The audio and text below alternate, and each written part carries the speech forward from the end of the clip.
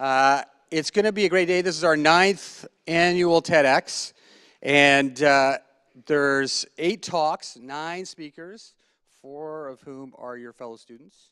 There's a faculty member as well, some leaders in the industry, actually 2 are parents. They have come from really, really far away, or really, really close, you know, like literally one of these houses. But they've all been working very hard for the last couple of months to put on some really good talks for you guys today. So I have assured them that there is no better place to give a talk like this, because the Brentwood community is incredibly supportive. And for all of you guys, who hopefully all of you will have a chance to be on stage, the ones who have been on stage here before, whether it's assembly or giving a talk or anything, understand what I'm talking about. It's a really, really great thing to be on a stage here because you guys are incredibly supportive.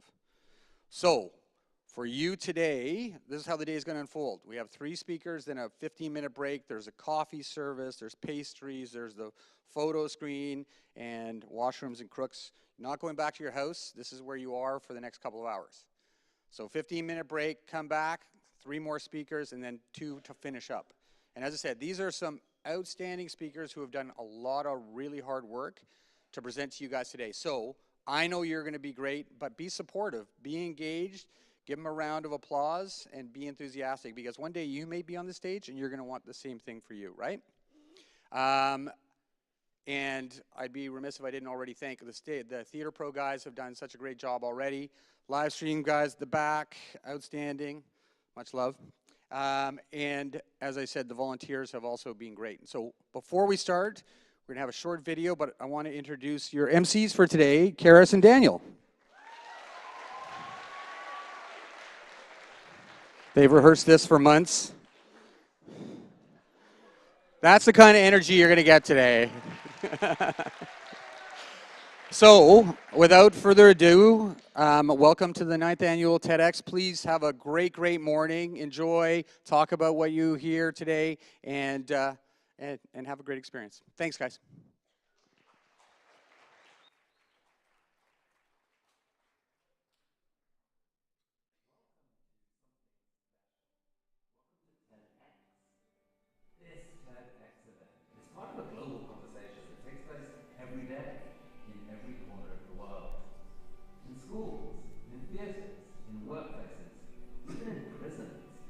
People gather to hear the best ideas bubbling up in their communities.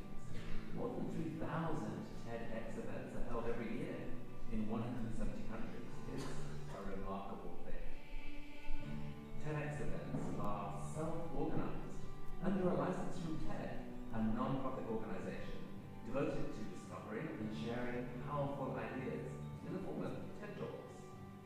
It's not TED itself, but your local TEDx team of volunteers that has done all the work to put on today's event, including booking one of the speakers. It's this team's ideas, dedication, and time that have made this possible. We really hope today's program sparks an exciting conversation.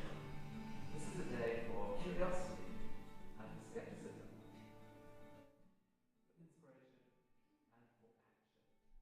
The more you enter into it, the more you will take out. And now, on with the show.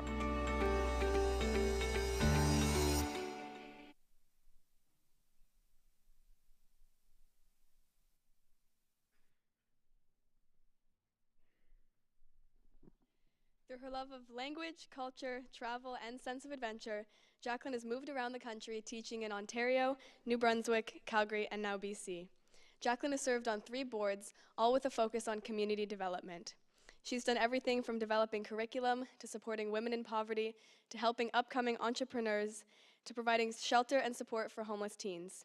Jacqueline's heart stretches from Newfoundland, where her family resides, all the way to Mill Bay, where she's settled with her daughter Sophie, her husband Chris, and her 2 doodles, Daisy and Aloha. Please welcome to the stage Jacqueline Albinati for her talk, Connecting, Make Your Heart Beat in Tune with Others.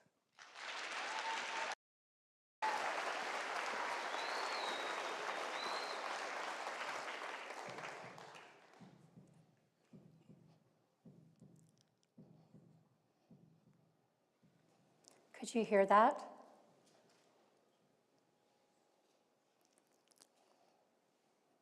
Have you ever sat quietly to listen to your heartbeat? Take a moment and place your hand on your heart.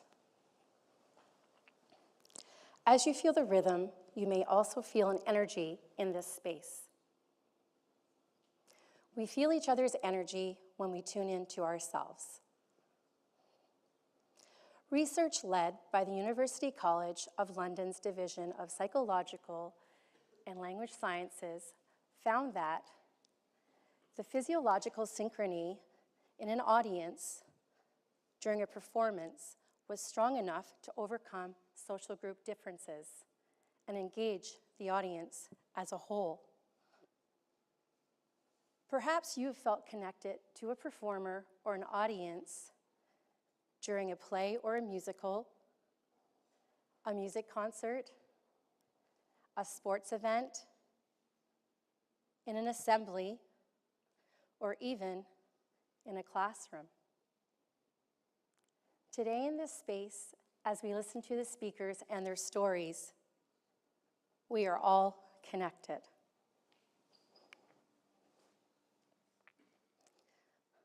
To thrive, we need to feel connected to others, to have a sense of belonging.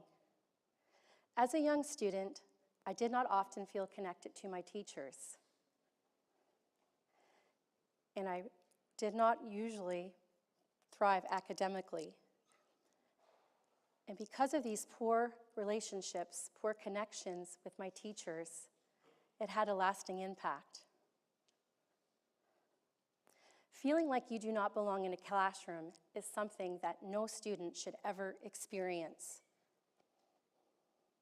That is why I became a teacher. I really wanted to make a positive impact on my students' learning experience. Over these past 25 years, I've been fortunate enough to cultivate countless stories and memories with my students to make my heart burst. My career and my students are the heartbeat of my day-to-day.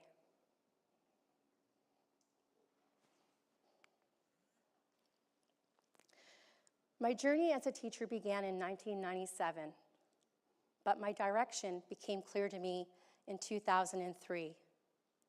I see this time as a touchstone, a turning point, a discovery of who I am in this world and the world around me.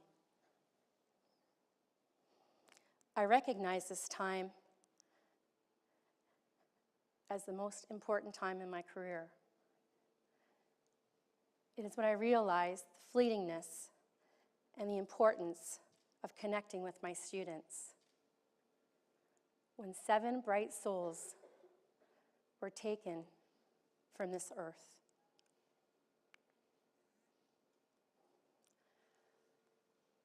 February 1st, 2003, in Connaught Creek Valley, Revelstoke, British Columbia, Ben, Marissa, Daniel, Scott, Alex, Jeff, and Michael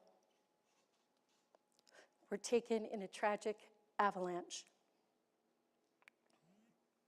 My grade 10 students, 6 boys and 1 girl, all 15 years old.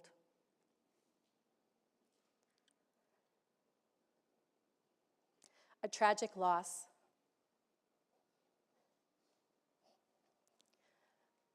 I think about these students every single day. I think of the 7 survivors. I think of their families. I think of the school community, their entire class, and the faculty. Connections forever gone.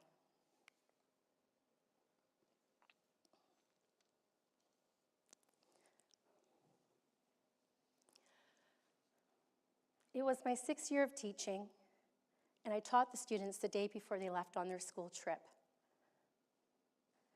Grade 10 French. The students were practicing for their French interviews, where they prepared to talk about their passions, their fears, and their future. Those conversations still replay in my mind.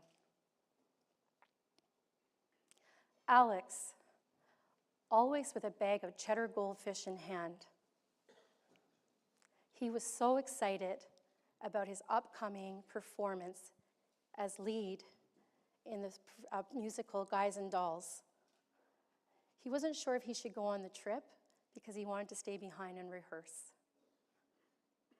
But he had never done anything like this before, so he wanted to try something new. Michael always showed up late, a little frazzled, never prepared. I appreciate his charisma and exuberance. But no matter what, he was always able to perform. Marissa, small but mighty, a dancer, an athlete, an academic. She was the only girl going on this trip, but she didn't mind one little bit. When I think about Marissa, I think about the importance of standing just as tall as the largest personality in a room. Ben was new to this school. He had only been there for 6 months. He was very shy, but he took a lot of risks and made a lot of friends because of that. He expressed so much gratitude for being a part of the school community and was so proud to wear the #1 dress.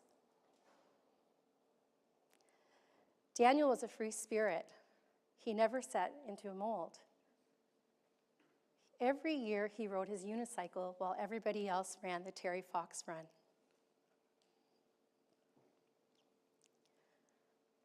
Scott, he was always surrounded by people. He was a musician, a great storyteller.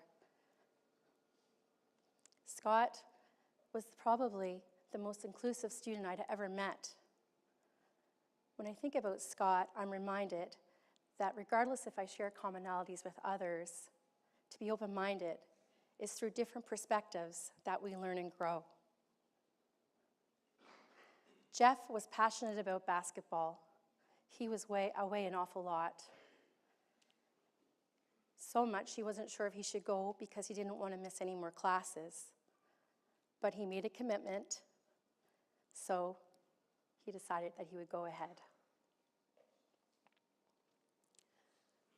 I carry my interactions with these students beyond the classroom. During a car ride, a run, hiking with my dogs, traveling and beyond. As an educator, as a human, this tragedy and these bright souls remind me that it is the ability to connect that creates the most impactful relationships.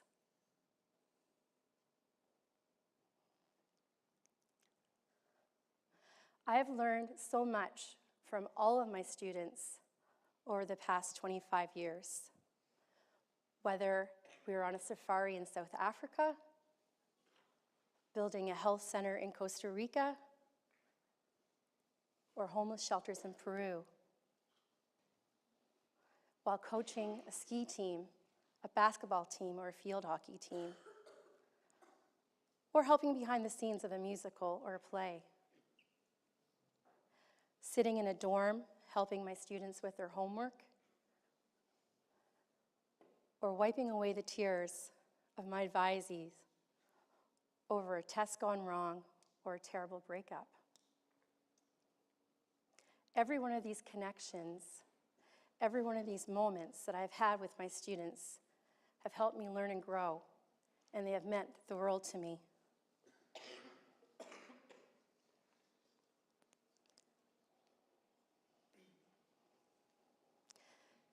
Every day, teachers need to have courage to show up, to be vulnerable, and to make connections.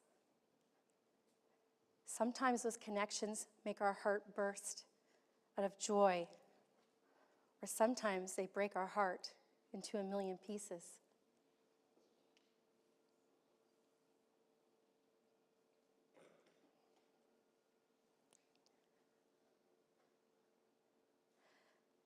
I realize that every student has their own story. And when they come to campus, when they go to class, they carry that story with them.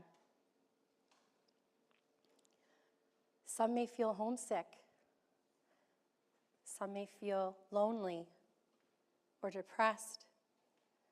Some may feel stressed that they're not meeting the expectations of their parents or their teachers. Some may feel invisible. Some may be grieving the loss of a friend, while others may feel the happiest and safest they've ever felt before. I feel that energy as soon as my students walk into my classroom. The connections I make with them at the very beginning set the tone for the learning that day and beyond.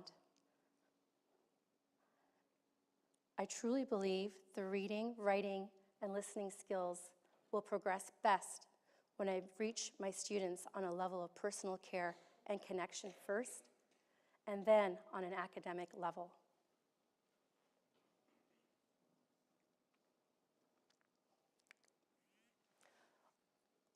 Over these weeks, months, and years, we have all experienced disconnect and great loss.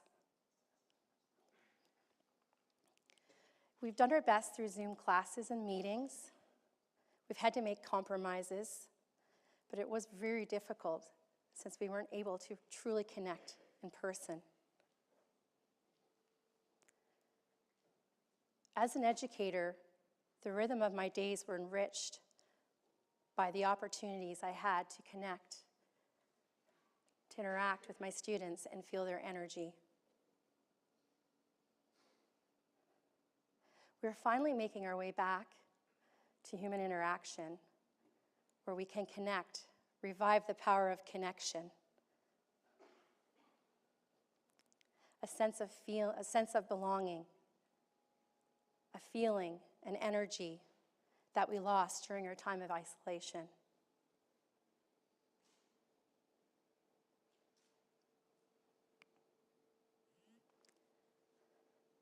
To connect is to care. We all need to feel connected to someone or something. That is what gives us purpose. Surely hasn't been easy for a lot of us since the pandemic, maybe even a little awkward. But we need to do it. So what do we do when we're feeling disconnected? It's as simple as making eye contact, smiling at each other, actively listening, giving a hug, inviting others into our space, whether it's a conversation or a meal or simply sitting beside someone. It is not easy. It takes courage to connect. But I'm asking you to do so anyway. As students on this campus, your interactions and your energy make a huge impact on each other. Your willingness to be vulnerable and connect beyond your circle of friends increases the rate of willingness amongst others. And that gives our community an opportunity to thrive.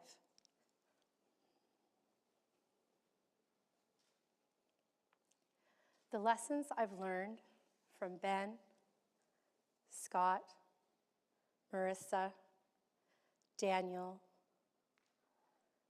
Alex, Jeff, and Marissa are echoed by all of my students.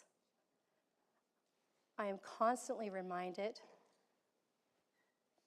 to smile and be kind, to be grateful, to work hard, to have courage, to connect, and to tell my story.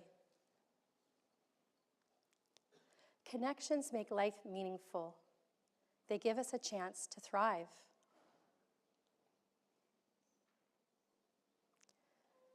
Gratitude, courage, kindness, grit, and joy all lead to connection. Connection is contagious. So that means we can all thrive together if we're willing to be vulnerable and connect. So I ask you, what will you do in the next few days, weeks, months, and beyond to connect,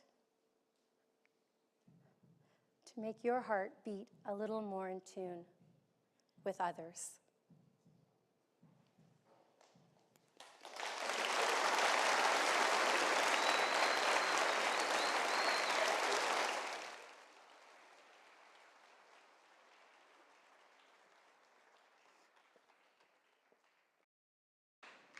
I would like to thank Ms. Albinati for her speech, and now it is my pleasure to welcome the second speaker of the morning, Lavina Franken.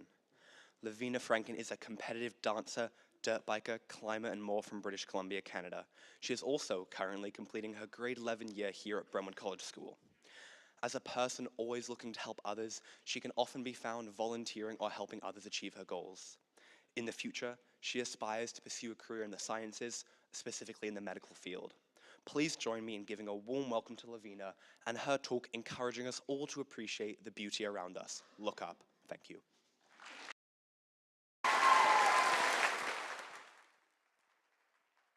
Hey Brentwood. My name's Lavina, and I want to challenge you to look up. By that, I mean I want all of you to have the ability to control your screen time and not let that affect you. I'm sure many of you have had your parents criticize you for use of screens. Something like, staring at your phone all day is gonna rot your brain, or you're such a screenager. I've certainly been told that, but in my home, it's usually my dad getting mad at my mom and me for playing F1 on the PS5 for too long. But realistically, is all this worrying and pestering worth it? Are screens really that bad? Raise your hand if you'd heard of the dog food effect. Fair. Me neither until I researched it. First, let me introduce you a man who ate dog food at every single board meeting he had. Sounds weird, right? Well, by eating his company's dog food, it helped them gain the trust of others and show he was truly invested in his product. Initiated by him, this method is now titled the dog food effect. Now, many companies use this effect to help gain the trust of their consumers. But in the case of tech giants, this is simply not the case. In a New York Times interview in 2011, Steve Jobs said he prohibited his children from using the newly released iPad. While screens can be excellent tools, such as giving increased access to information, an opportunity to find knowledge far beyond the ability to travel for the majority of people, they also have many downsides, such as giving people a constant feed of unattainable body standards and decreasing motivation. Just like anything, it's important not to be dependent on screens. Just like coffee and energy drinks, too much is simply not good for you. Because if you can't live without it, it will eventually be your downfall. And think about it. If Steve Jobs wouldn't let his family use his products, should we? Now, I'm not saying go throw your phones, PCs, iPads, laptops, all your devices in the ocean right now.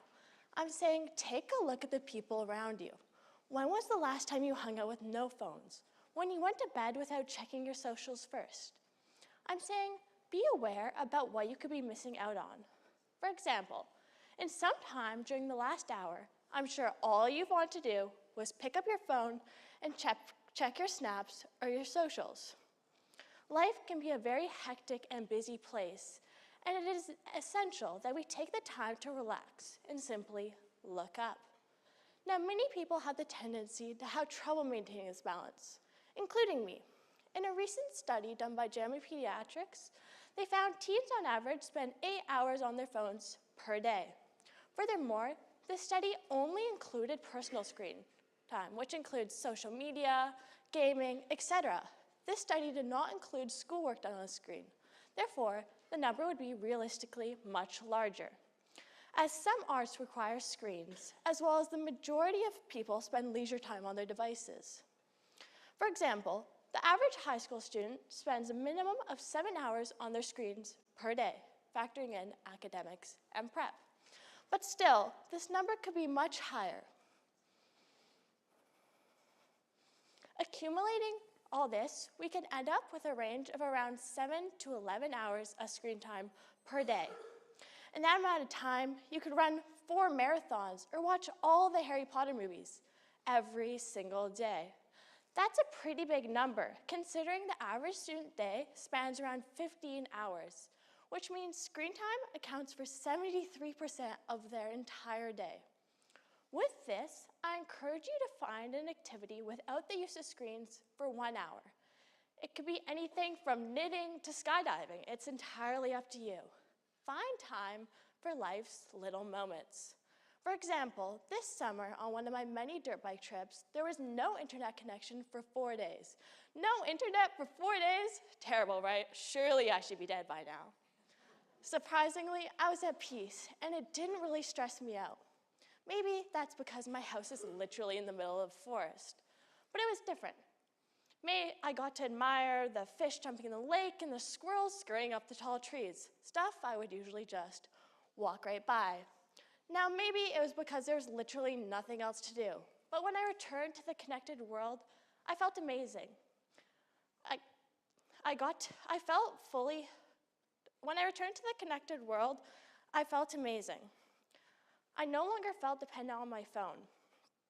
So if I can live without my screens for 96 hours, surely you can do it for 1. On another note, did you know that screens are killing your creativity? In a study done by Dr. Nelshin, he found that screens are stunting our imaginative capabilities. It's weird to think about how these devices with so much knowledge could possibly deny our creativity.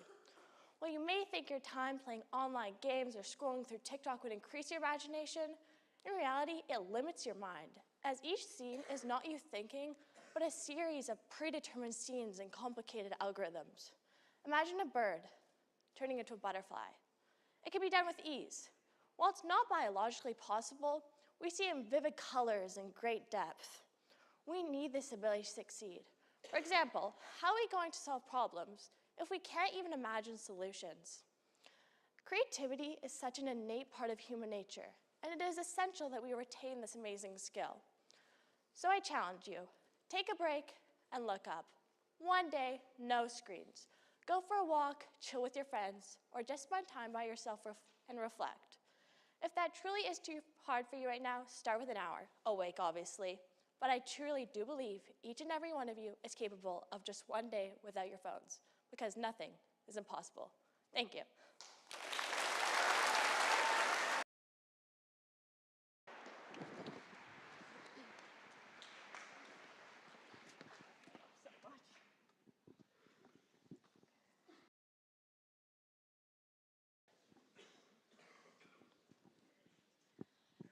Lane Merrifield is one of Canada's leading tech entrepreneurs.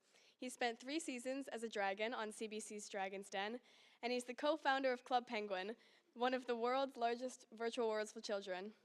Lane is also the founder of Wheelhouse, which houses and invests in early-stage tech companies. Recently, he's been working on building a new virtual world with Class Dojo, and he also happens to be my dad. So please welcome to the stage Lane Merrifield for his talk, Stepping Through Fear.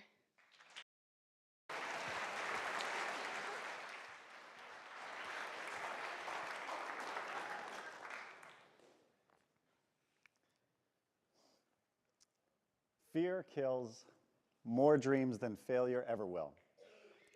This is one of my favorite quotes from the author and poet Susie Kassem. And one of the reasons is because I've not only seen this live out in my professional life, but I've also seen it live out over and over again in mine and everyone else's around me personal life through a variety of different ways. You see, fear is something we all face. It takes on a lot of different types of phrases. We call it concern, worry, doubt, anxiety. There's fear of failure, fear of success, the dreaded FOMO, fear of missing out. And can anyone tell me what the number one fear is that most people have? Fear of what? Public speaking, that's right. More people are afraid of public speaking than of death. And it's no wonder that we're so afraid as a society, because we're surrounded by fear, right? Fear sells. Fear helps to control. And so it's used by media and news and throughout social media all the time. And so the irony of this is that not only are we more fearful as a society than ever before, but according to Steven Pinker, we are actually at the safest moment in human history. There's less war, less famine, more food security, less homicides than at any other point in recorded history. And so on the one hand, we are more fearful than we've ever been. And on the other, we're more safe than we've ever been. Now, I live a pretty high-risk life, according to most people. I've done some crazy things, like I went trekking snow leopards with a friend of mine from Disney through outer Mongolia. And there is this point that you reach where they basically send you off on the camels and the horseback and say, by the way, no helicopters have enough fuel to reach this point. There's no jeeps or trucks that can come and get you at this point, so don't hurt yourself. And off you go. A few years ago, we packed up the kids and crossed the Drake Passage, which is one of the most treacherous parts of the ocean in the world, in order to reach Antarctica, where we spent time kayaking, boating through icebergs, and spending some time with the penguins. And then just a few months ago, we summited Mount Kilimanjaro in Africa, the tallest freestanding mountain in the world.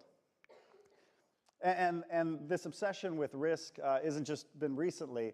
Ever since I was a little kid, I was obsessed with the Navy SEALs, which is a special forces unit in the US. And what I loved about the Navy SEALs is that they could be put into any environment and thrive and accomplish their mission. I remember reading about how they would be dropped out of a plane, skydive, up until the last second, deploy their chute, fall into the ocean, scuba dive for 200 yards, and then reach land and accomplish their mission. And this idea of being able to be in any situation fascinated me. And so as time went on, over and over and throughout my life, I started pushing myself to do more and more of these things. I got my open water dive certificate. I have over 100 dives under me. And one of my favorite dives was when we were surprised by some bull sharks that started circling. We had to call that dive off and head back up to the surface. I love spending time in the backcountry, doing backcountry snowboarding, hiking. And then recently, a few years ago, I got my pilot's license. And I'll talk about that in a little bit. One of my favorite parts about getting my pilot's license, though, was being able to recreate a scene from my favorite movie as a kid, Top Gun. This is with a friend of mine. I happened to be on the motorcycle, and my friend was flying my plane, and we were able to get this shot recreating that famous scene.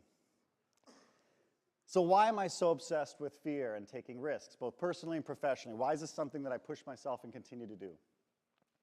Well, the reality was, and is, as a little child, I was terrified.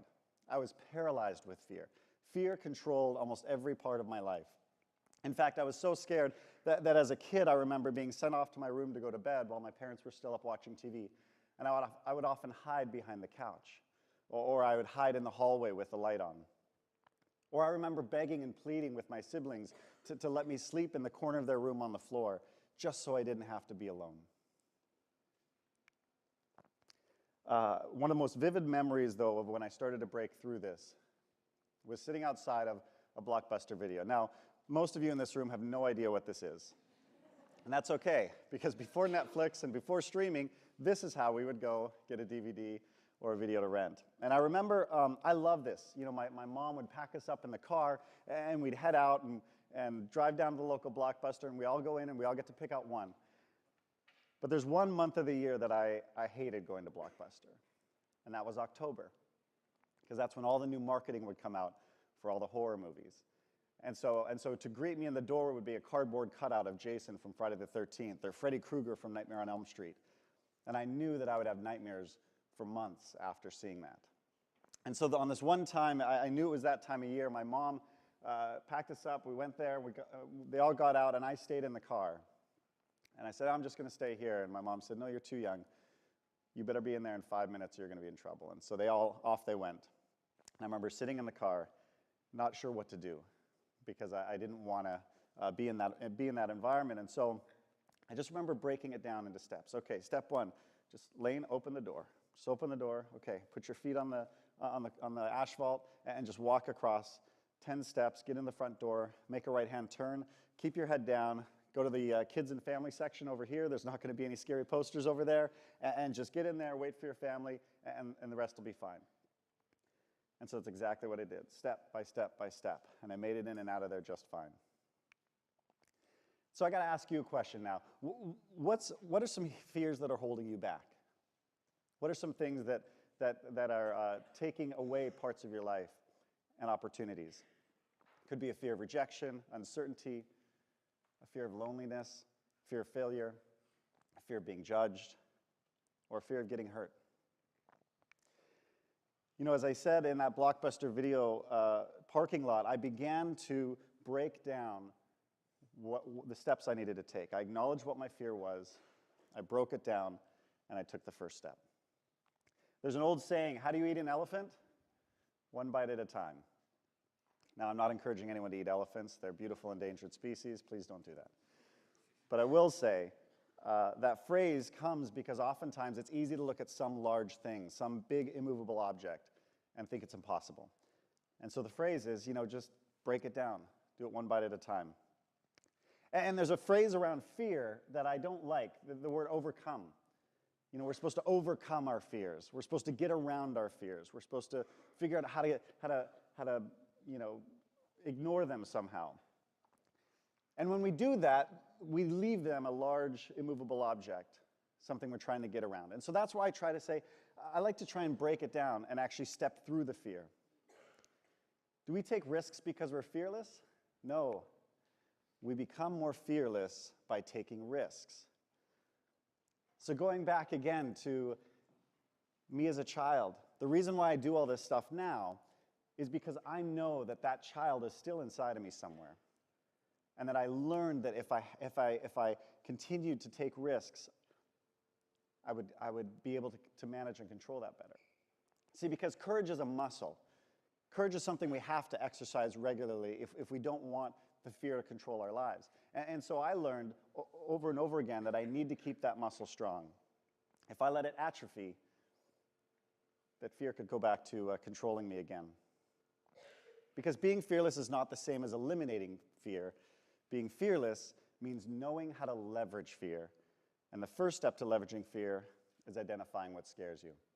See, one of the things about fear is that there does come a point where that adrenaline surge happens, and scientists say you actually gain more focus, more clarity than ever before. That fight or flight kind of instinct kicks in.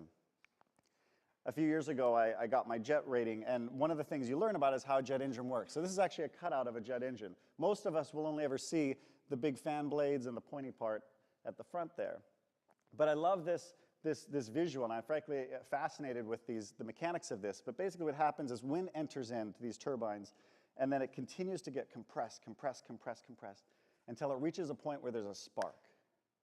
And flame and heat ignite, and fuel mix to ignite and propel this wind right out the back even faster than the way it came in. And that's the way a jet engine works. And when I think about this as it relates to fear, it's a great analogy because so often on an aircraft, wind is actually something that can slow it down. It creates drag on all the other parts of the aircraft, except for at this moment where that wind is actually turned into the thrust that then powers the aircraft forward. And I want to give you a couple of examples of where that moment took place in my life. The first is right here. This photo was taken by my flight instructor the very first time that he got out of the aircraft and said, okay, it's time to solo. You're going to do this by yourself.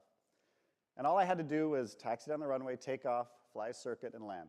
And I'd done it by this point hundreds of times with him sitting right next to me. Now, I'd love to say that, I was really cool and, I went ahead and did it. But if you zoom in a little bit, you'll see that I was terrified, hunched over those controls, trying to do everything I can to make sure that everything was perfect. Because if one thing wasn't perfect, then I'd have an out. I'd have an excuse. Right? I could just say, it's not going to happen today. I'll try again another day. So I'm looking and looking and looking. Okay, everything's fine. All right. Break it down. Take the first step. Okay, what's the first step? All right, well, I'm going to taxi. Taxi over to the runway. I can still call it off at any point. All right, so I taxi over to the edge of the runway. And then I make the call to the tower. I'm sitting on the edge of the runway. Kelowna Tower, Golf Sierra Foxtrot, Charlie, holding short at Alpha for 1-6, ready for takeoff. I'm still thinking I can call this off at any point until I get the radio message back from the tower. All right, Golf Sierra Foxtrot Charlie, you're clear for takeoff 1-6 without delay. And those two words, without delay, I knew what they were from my training, but I'd never heard them before with the instructor sitting next to me.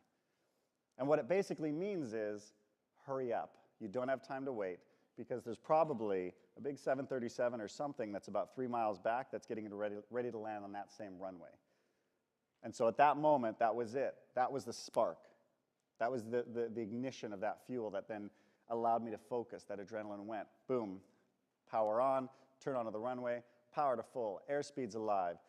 Hit the right airspeed, boom, pull back on the yoke, rotate, and we're off. And I got to tell you, from that point on, I flew one of the best circuits I've ever flown, and I landed that plane probably better than I ever had with the instructor sitting next to me. And that's because all that fear, all that anxiety became thrust, became focus, because I just started to take the steps to go through it. Fast forward a few years, and now I'm doing new kind of training. This is actually video of one of my first aerobatics lessons, learning how to not just take off and fly around the runway, but actually start doing some fun things in an airplane. And this is where I really get to pretend like I'm Tom Cruise from Top Gun. And it's been awesome. I'm going to share one professional story now on this topic. This is a photo of the exact bank that I sat outside of, just like that Blockbuster when I was a little kid. And I sat in my car, and I knew I was ready to go in and take a loan out on my house in order to start this crazy business idea that we were kicking around for kids and penguins. And we thought, this is nuts. All my friends had told me it was nuts. And I'm sitting there in that parking lot going, you know what, I can start up the car and drive home today, and no one is going to fault me for that. No one's going to have an issue with that. But I knew deep down inside that this is such a fun idea, this is such a cool idea, and I just had to do it. But it was my first home. I had a 2-year-old at home, and I knew that if this failed, we could lose our house. So I sat there. I took the first step. I opened the car door. I put both feet down on the asphalt. I took 10 steps inside the door. I made a right-hand turn, and I walked into that loan officer's office, and I signed the paperwork. Took out $60,000, basically every bit of equity we had in the house. And I took that into the office on Monday, and we started this kids site called Club Penguin. And it ended up becoming pretty successful, and a few years later, we ended up selling to Disney. And if I wouldn't have opened that car door, if I wouldn't have put those feet down on the ground, if I wouldn't have taken those 10 steps inside, then life would have been very, very different for me. And I guarantee you I wouldn't have been standing here, that's for sure. I would have been sitting outside of a bank somewhere still. Being brave isn't about becoming fearless. It's about taking action even though you're scared. Action cures fear. So I'm just going to close with a challenge. Challenge is this. Just think about this for a second and ask yourself this question. What is one fear that's been holding me back? One thing that you know, if you can push to the other side, that it's going to be the right thing to do. But just ask yourself, what's one fear that's been holding you back? Second, what's just one small step you can take to get through that fear? One small step. What's the equivalent of you opening up that car door or you putting your feet down on that pavement? Just think about that for a second. And now the most important question of all. When am I going to take that step? Promise yourself. When am I going to take that? When am I going to write that email? When am I going to send that text? When am I going to make that phone call? Whatever it is, promise yourself. Maybe it's during lunch today. Maybe it's when you get back home today. Whenever that is, take that first step. And then take the second, and then take the third. And I promise you, you'll get through it. In the immortal words of Dr. Martin Luther King Jr., you don't have to see the whole staircase. Just take the first step. Thank you.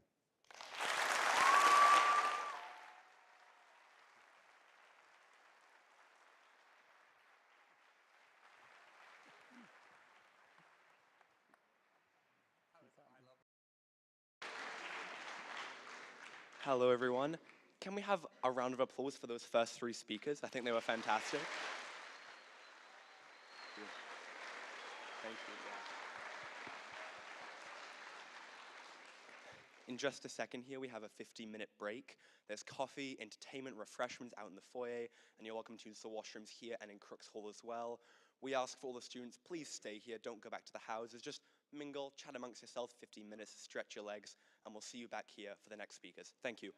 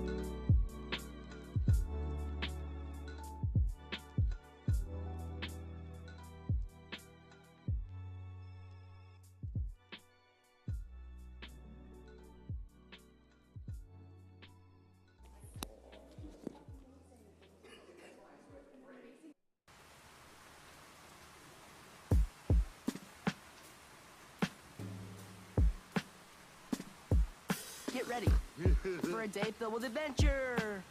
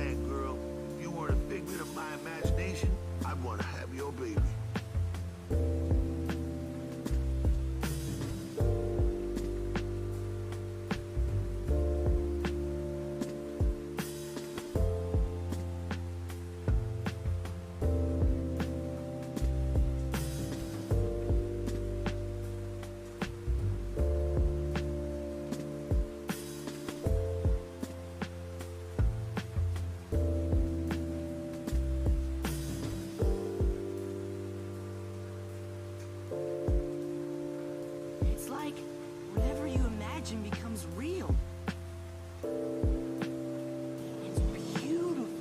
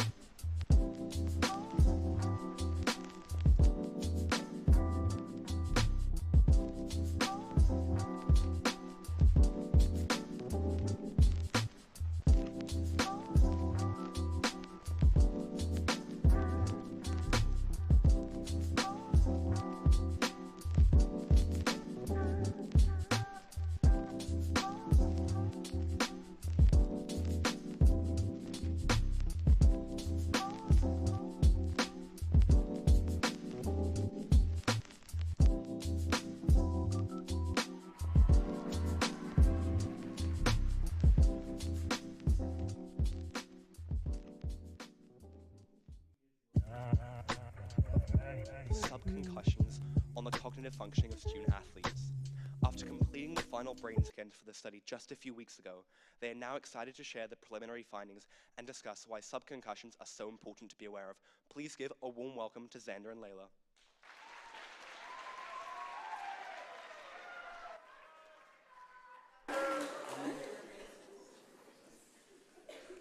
Why are you wearing a boot, Layla? What happened to your foot? I broke it while I was walking.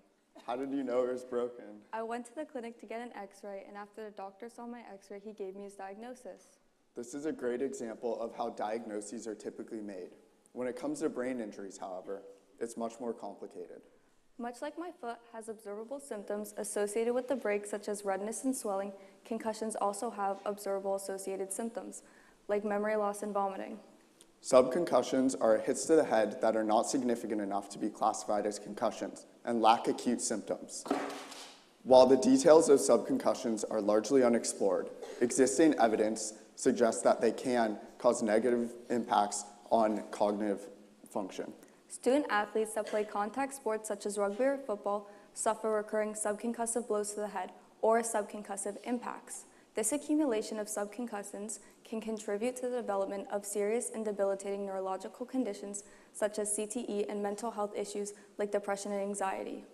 These individuals are also unlikely to undergo clinical evaluation, even when changes in the brain are present, putting them at increased risk of future neurological injury. Over the past 2 years, Layla and I have worked with Brentwood faculty and 4 Brentwood alumni to conduct a neuroscience research study right here on campus. Our study investigated how subconcussive impacts affect the cognitive function of student athletes. In our research study, we examined the changes in the brain function of student athletes who played contact and non-contact sports. In the last 2 years, we have performed over 100 brain scans on our peers at the start and end of their sport term to see how their brain functioning has changed over the course of a season. We wanted to see if subconcussions were happening on our campus, in our gyms, and on our fields.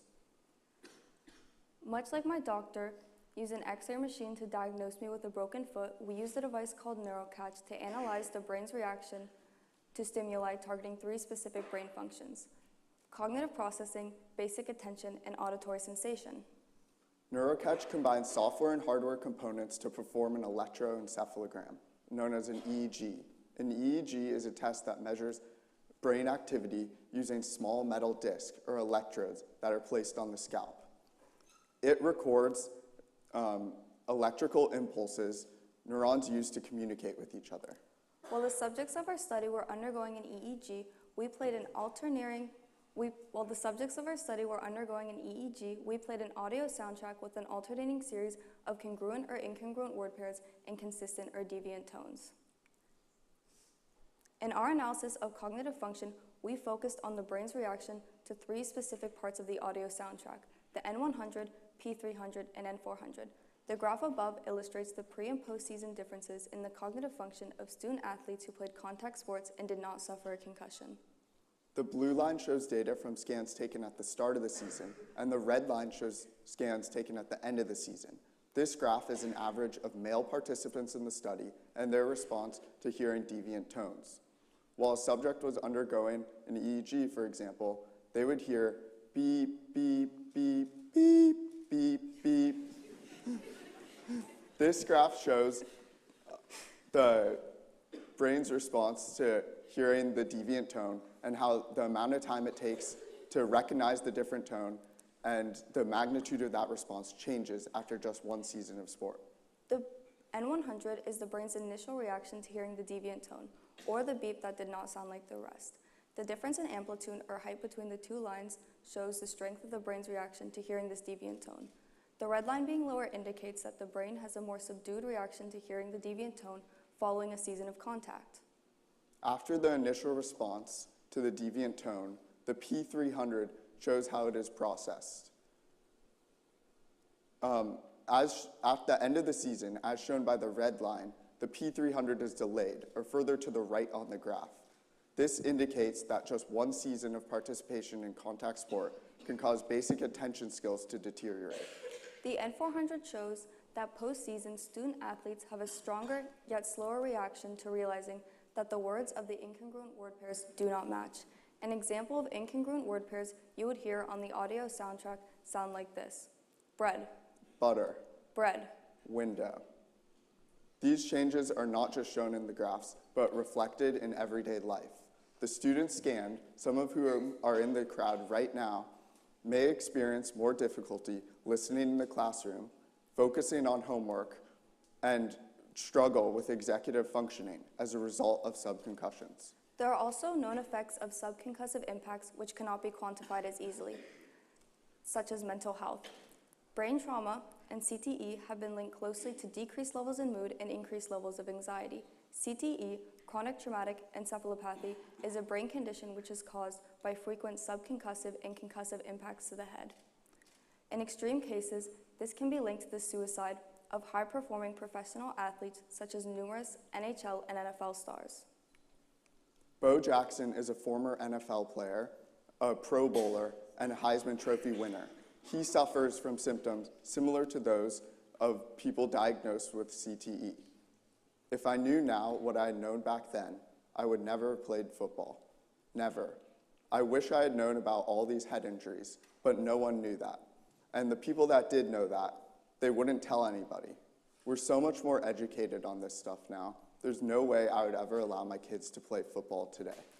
Bo Jackson was a professional athlete who suffered frequent concussive and subconcussive impacts throughout the course of his career. While this may be an extreme example, it highlights the main point of this talk, which is that student athletes should be aware of the potential consequences of playing impact sports and their effects on brain health. We'd like to thank all the students that took the time to get scanned, because without them, none of this would have been possible. We'd also like to say a special thank you to Dr. Ryan Darcy and his team, Mr. Aiden Hepburn, Julian Wan, Derek Harrison, and Mr. David McCarthy. Thank you. Thank you. Go.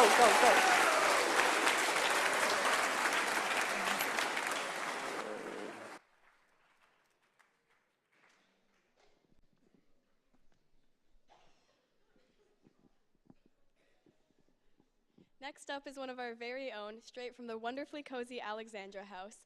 She's a grade 10 student who enjoys reading and writing mystery fiction stories. Please welcome Angel Savannah Gauder for her talk, Biculturalism, Where the Heck Do I Fit In?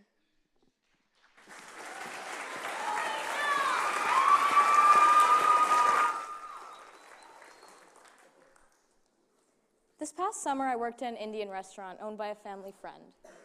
And while there were many memorable moments, one in particular has been bugging me. One of the chefs asked me, "Are you Indian?"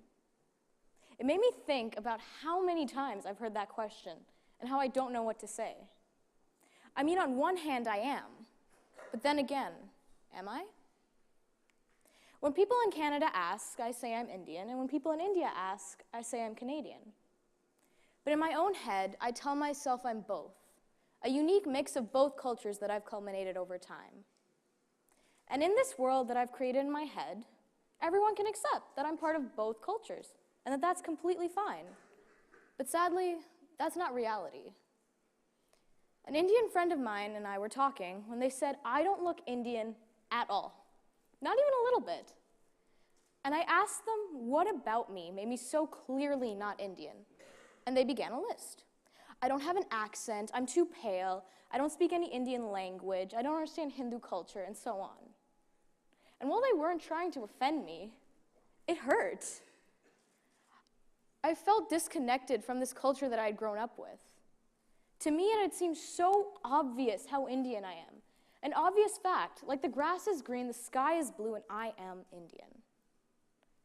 But after this conversation, I began going through all the conversations I'd had that had seemed so similar to this one. And it brought me to the world-renowned question that's been asked time and time again. Who am I? There's actually a word for someone with my cultural identity. Biculturalism is, by definition, the presence of two cultures in one country or region. A person from two different cultures residing in one place. Biculturalism is a central part of my identity, but something that I've struggled with for a long time. Being able to balance my family's Indian traditions and values with the Western predisposed idea of normal is a challenge all on its own, but then explaining that to another person is a whole different struggle. Let me tell you a bit about myself so we can begin to understand who I am. My full name is Angel Prasad Jessica Grace Savannah Gauder. I'm 15 years old, and I was born in Rankin Inlet, Nunavut. I'm the only person in my entire family history to be born outside of India. My family immigrated to Canada in 2006, with my mom working as a nurse, my dad as a teller in the bank, and my six-year-old brother awaiting his amazing younger sister. And throughout my life so far, one thing has been made absolutely clear. I'm the Canadian one in my family, and the Indian one in my friends. Where I couldn't relate to my friends about anything that they considered essential, like eating dinner at 5:30 or 6, where my family ate at like 9 or 10. Where I didn't understand most cultural references or memes. You can ask my last roommate, Lilia, who tried many, many times to try and educate me. But the thing was, I couldn't relate to my family either. Where my brother magically develops an Indian accent every time we go to India, there's me wondering why aunties are pinching my cheeks, asking me to say stuff in Kannada in my ever-present Canadian accent. Where my cousins know exactly what's considered sociably acceptable to wear anywhere and everywhere, there's me wondering why everyone's staring at me in my short shorts and tank top. To be honest, I stick out like a sore thumb.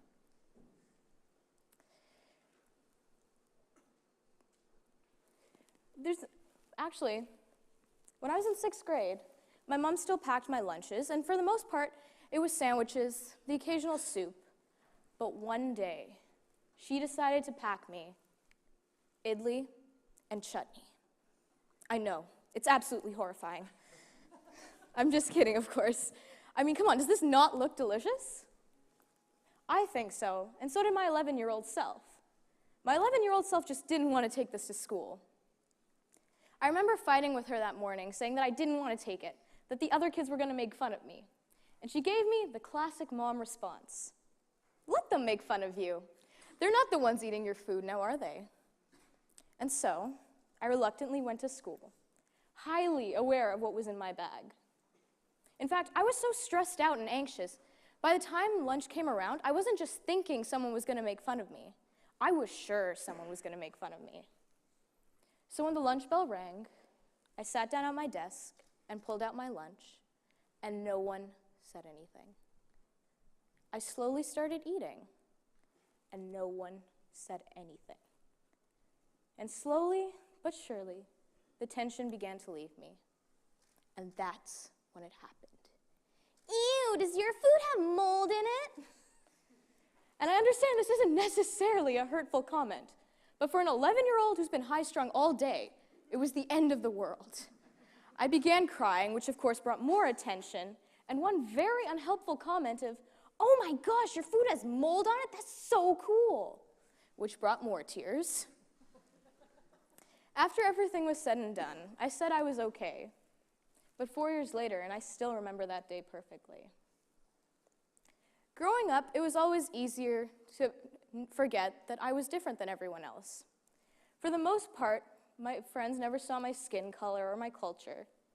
But every photo day, every dress-up day, I'd show up in my colorful chudidar with my jewelry, and I felt those stares.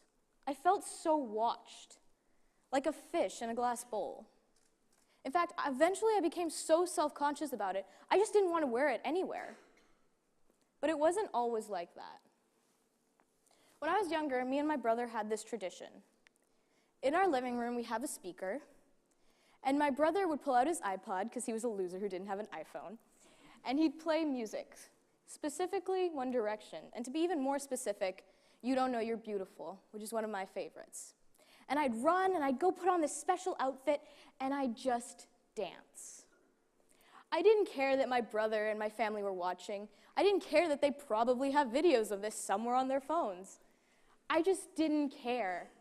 That feeling of joy and exhilaration that I got when I danced was something that was later taken away from me as I grew up and I began to experience the world around me. I've come to terms with who I am because, let's be honest, I'm a pretty cool person who comes from a beautiful and diverse culture. But how do you navigate in a world that's constantly trying to tell you who you are? For me, it helps to know that I'm not the only one. There are so many other people who have stories just like mine.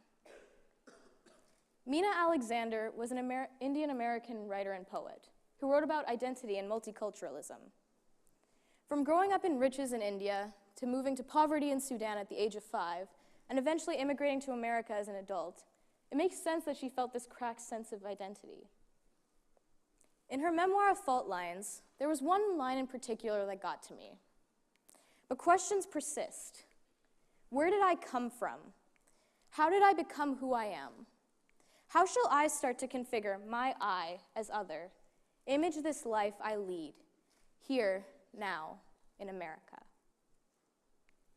That feeling of never truly knowing who you are is familiar, because it's what I grew up wondering. If there's anything I wish someone would have told my even shorter 11-year-old self, it would be this. Culture is never something that can be forced on you. Culture is a choice, and it means what it means to you. And it is never up to anyone else to try and tell you who you are or where you come from. Deciding where you come from and who you are is a choice and a power that will forever be yours. But the second you let someone else take that away from you, tell you who you are, how you should be, because let's be honest, there is no right way to be who you are. But the second you let someone take that power away from you, you lose that. So be proud of who you are. Be proud of where you come from, and make your culture your own. When I started writing this talk, I began to realize how many people around me actually experience this feeling. In TV, in movies, in my friend group, on websites. And it's comforting to know that I'm not the only one who feels this, that I'm not the only one, that I'm not making it up. And so I hope something I've said today has reached someone else out there, and you know, you're not alone. And sometimes, I still don't know who I am. I'm still figuring it out. But every day, I become more sure of who I am. And so, in closing, I'd like to say something for myself. My name is Angel Savannah Gauder, and I'm Canadian and Indian. Thank you.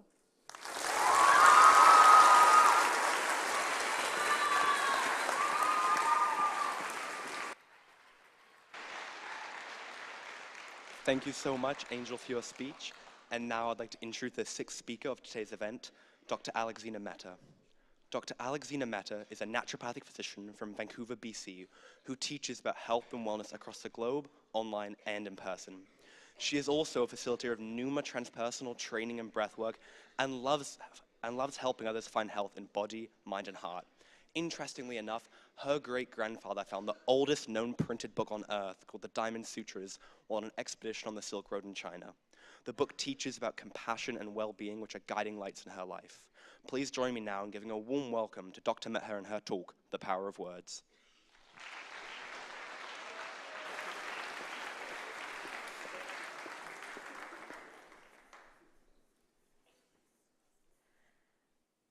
I was 12 years old,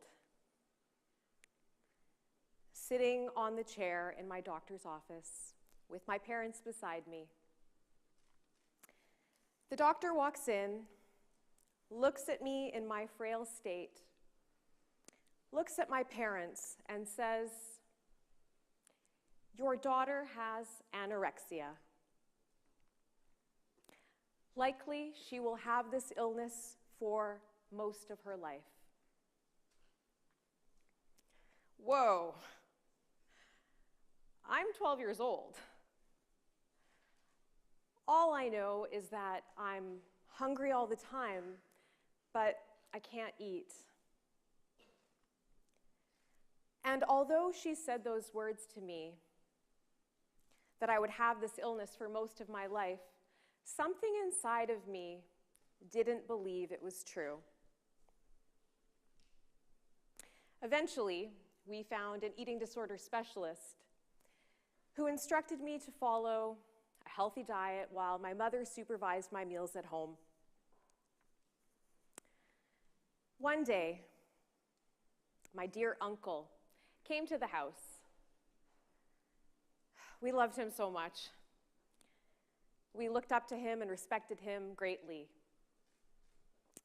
And my dad debriefed him on what had happened. And Uncle came over to me and looked at me with concern in his eyes. And he said, "Sweetheart, you are a strong girl, and you are going to get better." I heard those words. At that time, I didn't know if I really believed them, but I heard them. And I think something inside of me knew that they were true, but I needed to discover what that was. Now, eventually, I did get myself to a healthy weight, but I still had a lot of difficulties that I needed to navigate within myself. Like, why did I stop eating? What motivated that? And I began to ask the questions that many patients ask when they go on a journey of discovering what true health is. And that is, who am I? Where do I come from? Where am I going? And what is the meaning of my life? So I did what any keen researcher does, and I read as much as I could about health. I studied books, I read stories of patients that had healed from all kinds of unbelievable illnesses. And I studied the art and science of health. I realized both were equally important. I traveled across the planet. I went to India, to Peru, to Central America, to Mexico, Egypt. I studied with doctors. I talked to patients. I took programs and courses. I did a doctorate in naturopathic medicine, a degree in kinesiology. And of course, I continue to learn to this day. I've talked to thousands of patients. I've taught thousands of students. And in all of the stories that I've heard, I have recognized that one of the most powerful teachings is the power of words, how we communicate with ourselves and with each other. I was brought back to my 12-year-old self. You are a strong girl. Now, we're going to discuss the power of words in two different categories. One, the negative words. Two, the virtuous words. This is truly important because the way that we speak to one another and to ourselves matters. From how a diagnosis is delivered, to how we speak to a patient at their bedside, to how we talk to our child who's going through a crisis. The words we say, how we say them, the gestures we use, our intent, all matter. Now, negative words arise from negative thoughts and negative emotions. Thoughts and emotions that come from anger, fear, self-doubt, judgment, worry, overwhelm. All the different kinds of negative emotions and thoughts that move into the category of stress that many of us are familiar with. The effect of negative emotions is that we disconnect from ourselves, we disconnect from others, we break relationships, and we can get sick. In fact, Khalil Gibran says, between what is said and not meant, and what is meant but not said, most of love is lost. So let's not say what we don't mean, and let's say what we truly mean. In one neuroscience study, they found that whether words are said, heard, or thought, it can contribute negatively to anxiety. In fact, it can contribute to chronic anxiety. Now, I remember the day that I realized that all of my thoughts needed to change. I had a realization, an insight. I was walking with my dad along the seawall, and I became acutely aware that I had so many doubts in myself, so many fears, and that I needed to change this thinking and this feeling. And that set me on a path to study the virtues. Now, the virtues are qualities that we all carry within us. The word virtue means to rise up, a quality of excellence. Virtue also originates from hero, merit.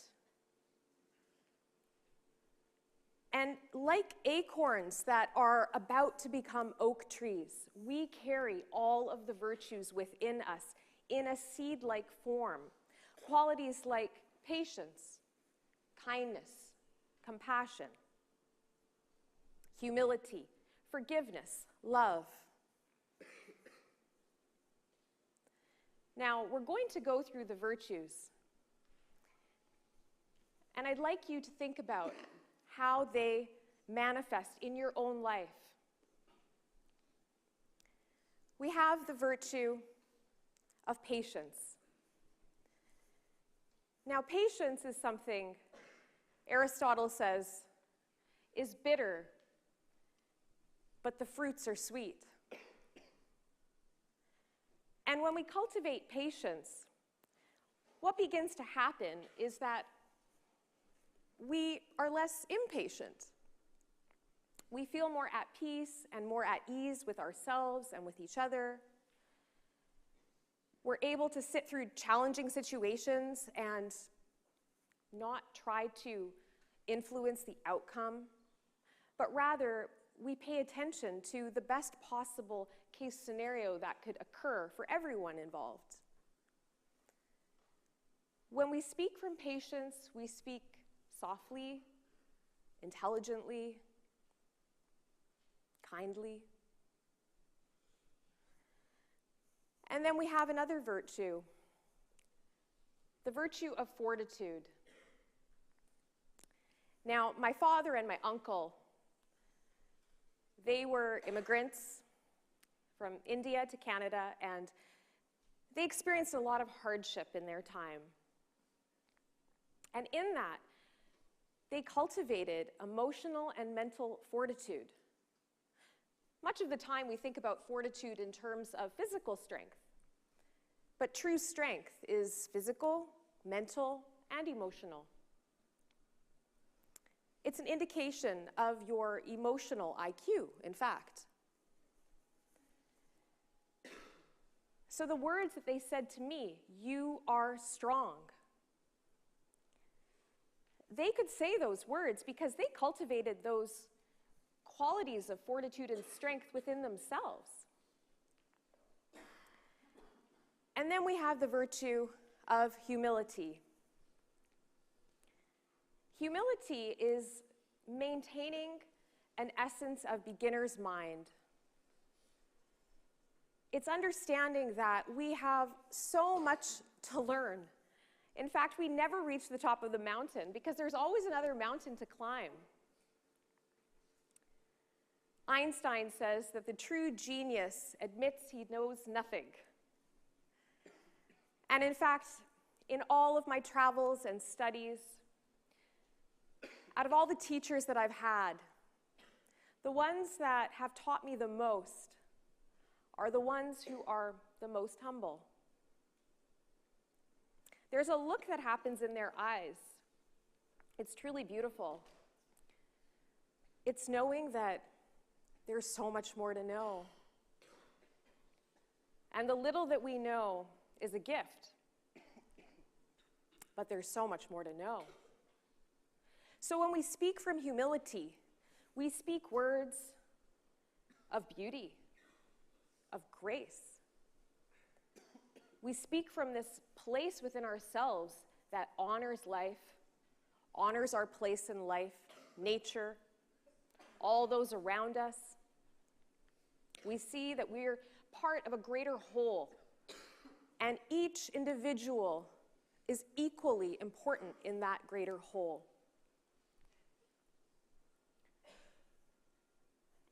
Now, we have another virtue, which is hope. And in fact, the emblem of this school reminds me of hope. It's a torch with fire burning bright. There's a quote by Emily Dickinson, and it says, "Hope is a thing with feathers that perches in the soul and sings a tune without the words and never stops at all." Students are hope. The future is in your hands and in your hearts. You carry the torch. And when you live your life from this place of hope, your words change. You encourage each other. You cheer each other on through difficult times. You help one another. You realize that every single one matters. There's value. Then we have the wonderful virtue of kindness. In the last year of my father's life, year and a half, he was diagnosed with what's called malignant mesothelioma. It's a type of cancer from asbestos poisoning. And although we spent a lot of time in and out of doctors' offices and in hospitals, unfortunately, a lot of the time, the news that we received wasn't what we wanted to hear.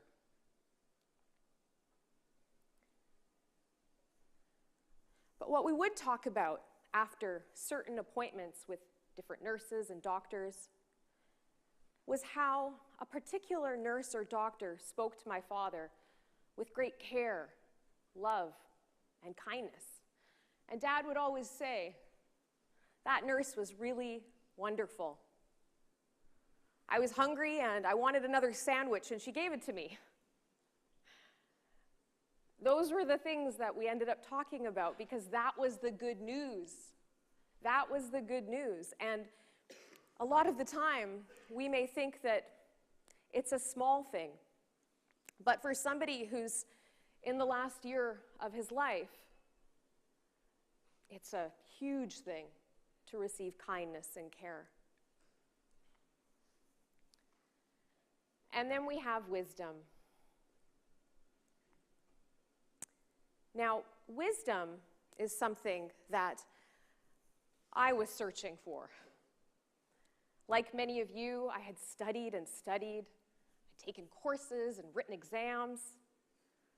Yes, you could call me book smart, but I knew that there was more. And that's when I went to travel to these different places around the world, these ancient wisdom cultures. And I immersed myself so that I could directly experience what they were talking about. And in this process, I started to recognize that wisdom takes you so much further in life. You cut through the chase. Often what we hear from elders, or grandparents perhaps, that experience that they share is something that we can gain when we're young too. If we think about the role models that we have in our life, why are they role models? Mother Teresa, Martin Luther King, His Holiness the Dalai Lama, all of these people, they have this incredible virtue about them and wisdom. So when we surround ourselves with wisdom, our words change. We say less with more. We say what will ultimately help that person in their life. That really becomes the goal in life, is to be able to serve others. to be able to help. And then there's compassion. Compassion is this longing, yearning to alleviate the suffering of all those around us. It's developing an altruistic attitude, a recognition that your happiness is my happiness. We are not separate. In fact, I'm reminded by a time that I spent in a Tibetan Buddhist monastery in India in 2012.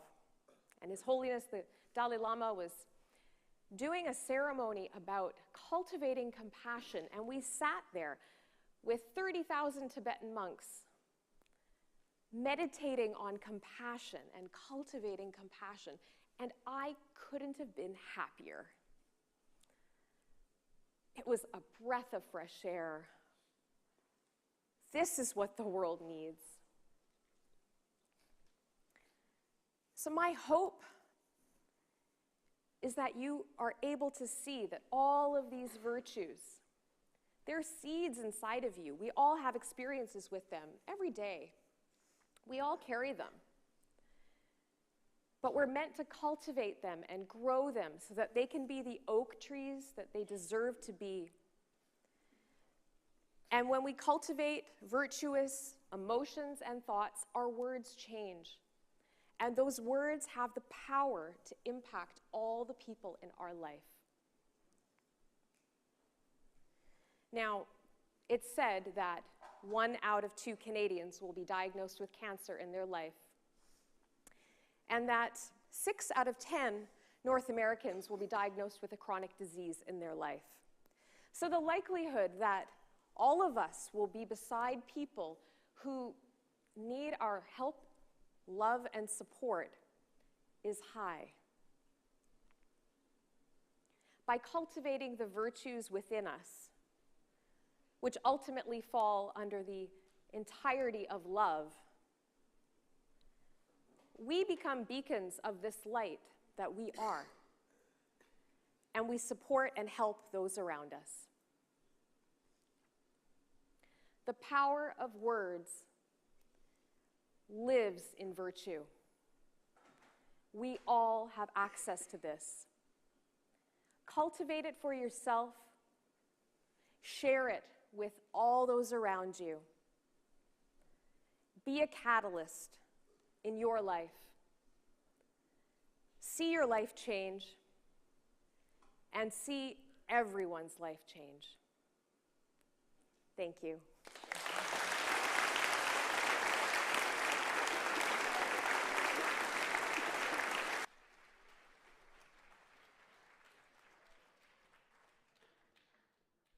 Another round of applause for the last 3 speakers that we just had.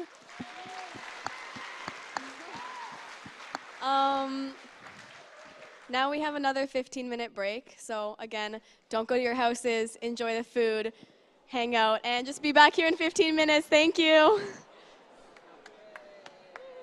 They all just started getting up. Yeah.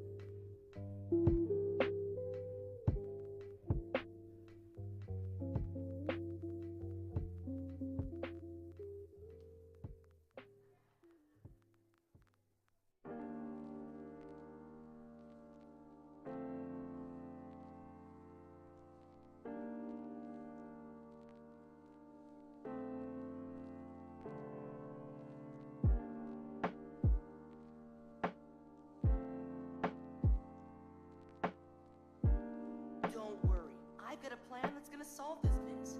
Homies help homies, always.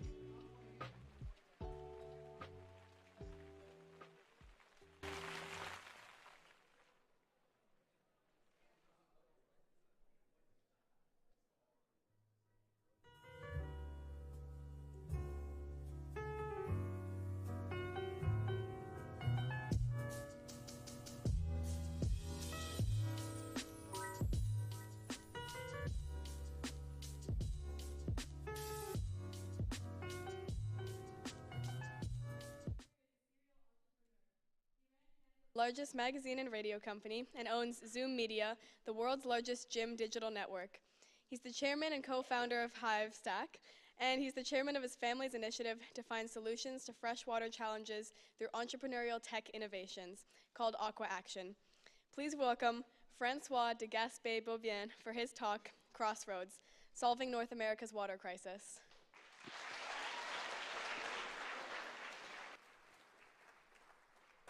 Thank you. Last March, I found myself in our nation's capital, Ottawa for the Canadians, on a panel with esteemed scientists talking about freshwater and the crisis that we all face. How did I get here? Well, for that, I'd like to tell you about mythology, Little Red Riding Hood. If Disney were making this movie, it would look something like this. But the world that we've lived in is a bit more scary. So I want you to remind yourself of the terrible wolf, for I shall return to this story. And now I introduce you to my parents, that is Philippe and Nanby Degaspe-Beaubien. I'm the 13th generation born in our country, and every time we have a new generation, the ones before say, okay, what field, what topic are you going to pick to give back? So back in 2014, my two daughters, Estelle and Ariel, who attend Brentwood, got together with their cousins, my nephews and nieces. Actually, one's missing from this picture, it's Aiden. And they came back to us and they said, well, we've picked water. And then as their papa, I said, girls, what water crisis are you talking about? We live in Canada, the land of fresh water. We have practically a quarter of the freshwater supply of the planet here. How many lakes do we have? Actually, we don't know. The federal government stopped counting. We have over 5 million lakes. We have rivers that are larger than some countries. What freshwater crisis are you talking about? So they sat down with us and they said, well, let's review the facts. Let me give you one. Put your hand on your wallet. Feel the heft. Credit cards. You are consuming, on average, 5 grams of microplastics every week. This means that by the end of the year, you will have consumed 52 credit cards of plastic. And now you're probably saying, but Francois, the plastic comes in, the plastic goes out, there's no problem. I very much wish it were that simple. This came out last March from The Guardian, research paper that was published, and it hit all the major newspapers, New York Globe Mail, New York Times. These microplastics lodge in your organs, and for unborn children, in the placenta. Il y a un grave problème. So how many of you, today, how many of you have microplastics in your body? If you're in a row of 10, 8 of you have it, 80%, and that number increases. So the US and Canada have a freshwater crisis, and it's a burning platform. Here's an image of algae. I don't know if you've noticed, but there are a few ducks swimming in the algae. Now, it's the Toronto Zoo. Again, I hear you say, Francois, the Toronto Zoo, the zoo, it is the dirty, the algae. Very good. Well, let's take a look at Lake Winnipeg. Let's take a look at Lake Erie. And for my American friends, Detroit's right up there, Cleveland's right down there. It is an endemic problem across all freshwaters that we face. But on top of all that, we're losing our sources of water. Now, unfortunately, in Canada, we have not been tracking as effectively the retraction of our great glaciers. But in the United States, and here's Penderson Glacier in Alaska, they've been doing a much better job. You've seen this before, but what does it mean? We're losing our ecosystems. On top of that, unprecedented catastrophes. British Columbia, you've seen the floods. It is unconscionable that we have over 30 communities in Canada, G7 nation, that have no drinking water. Inacceptable.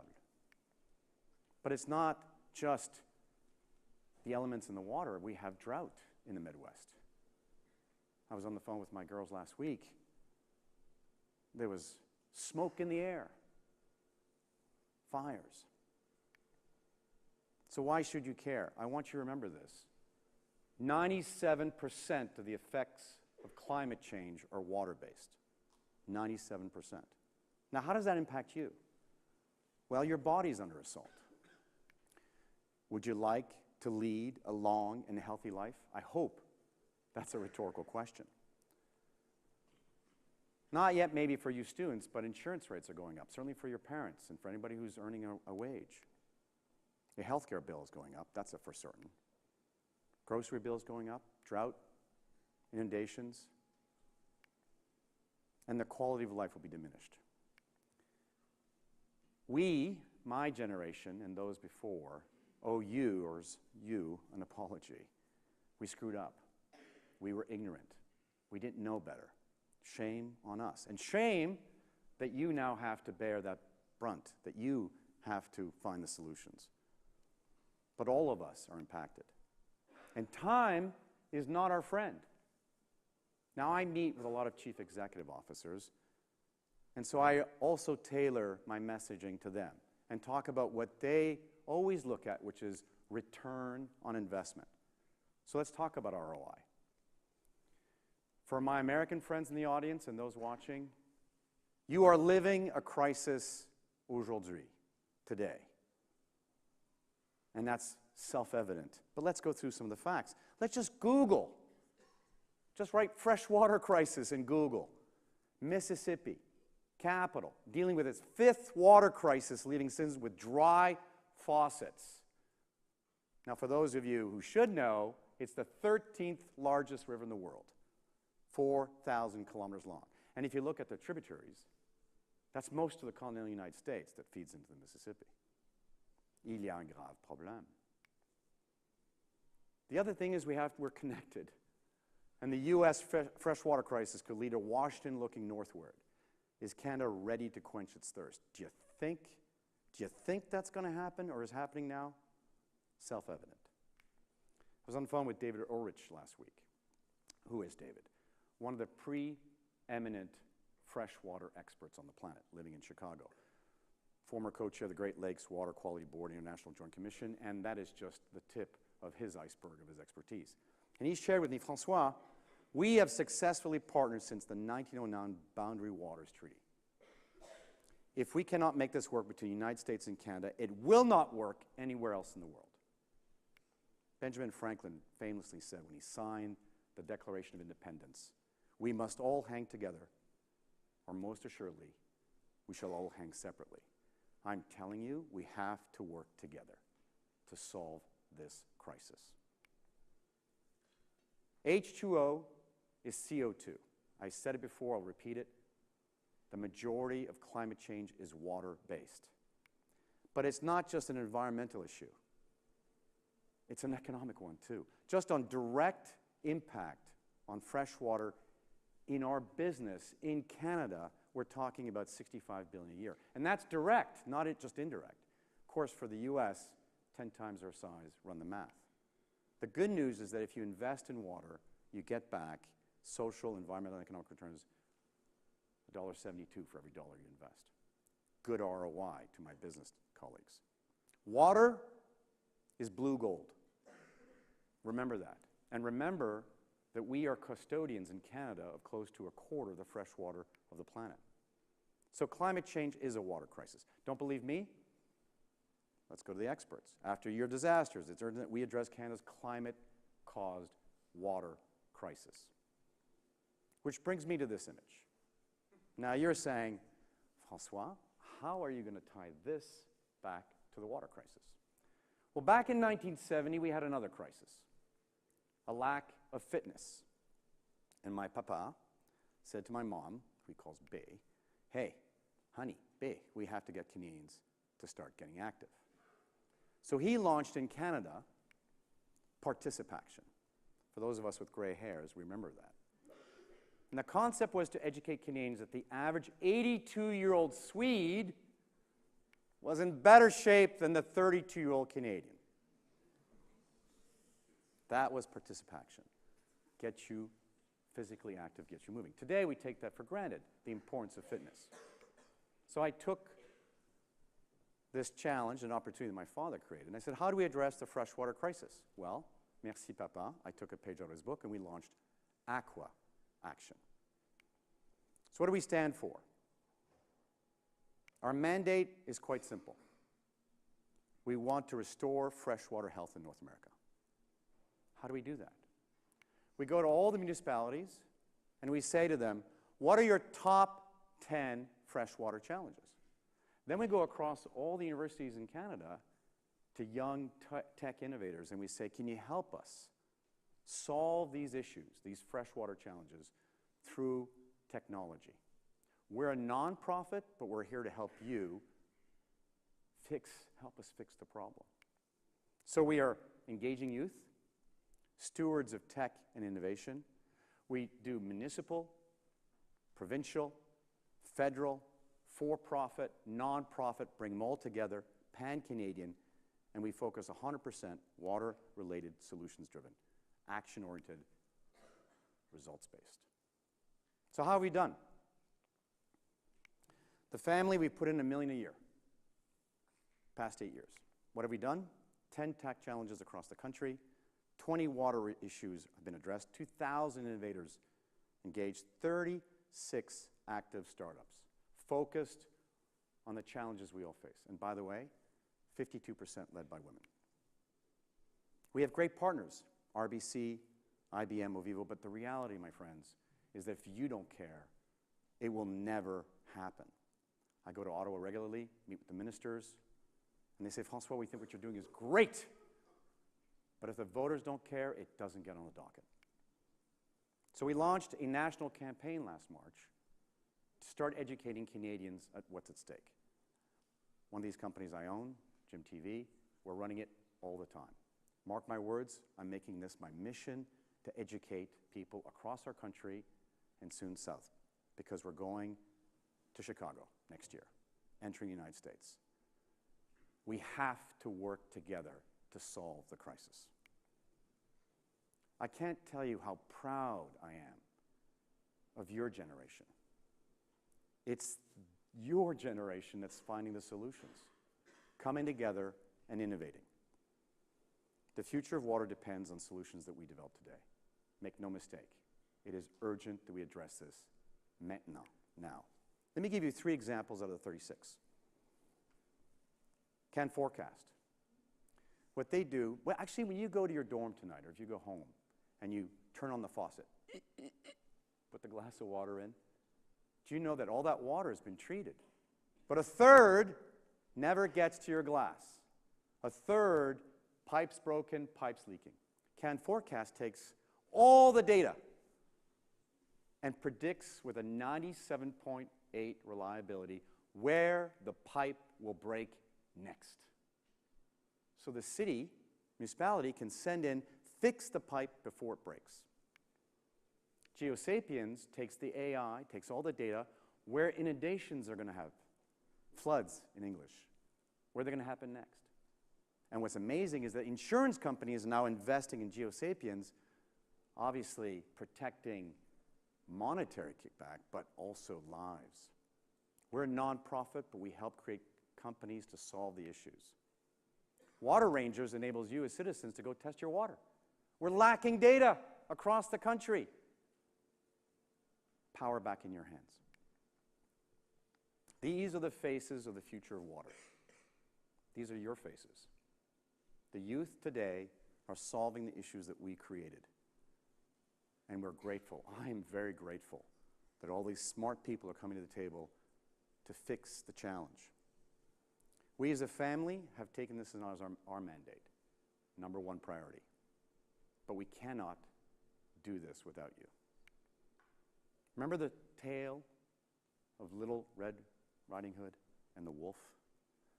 We as a species have faced these challenges before. What did we do with the wolf?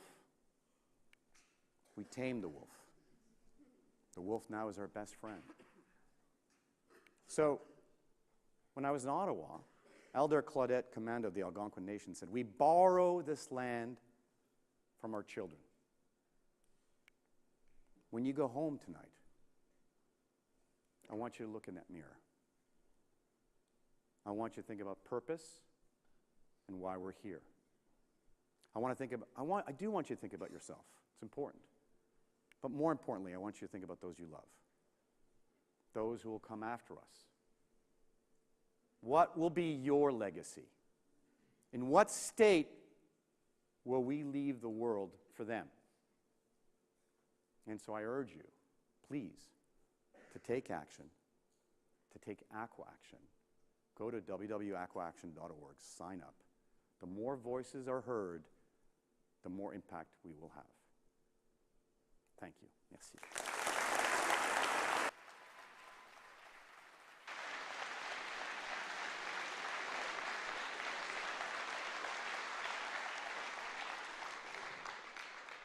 All right, everyone, before our final speaker of the day, please just take a second to get up, stretch, reach for the sky.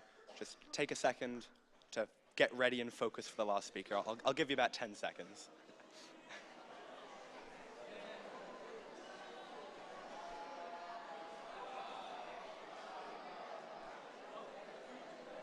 Yeah.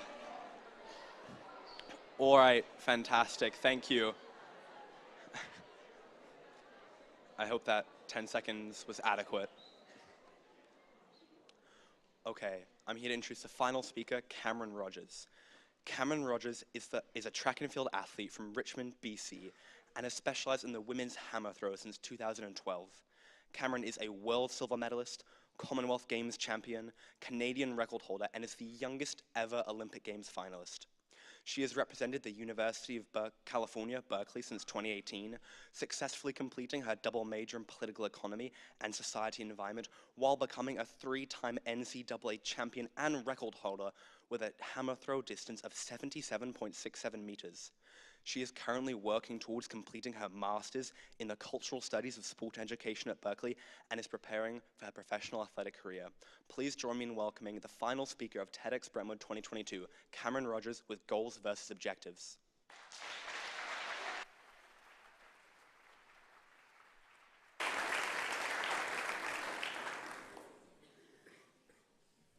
I can recount to you all the moment I decided I wanted to be an Olympian.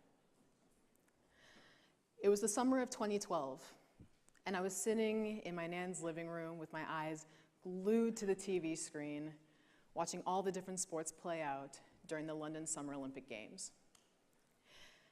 And something inside of me on that day just kind of clicked.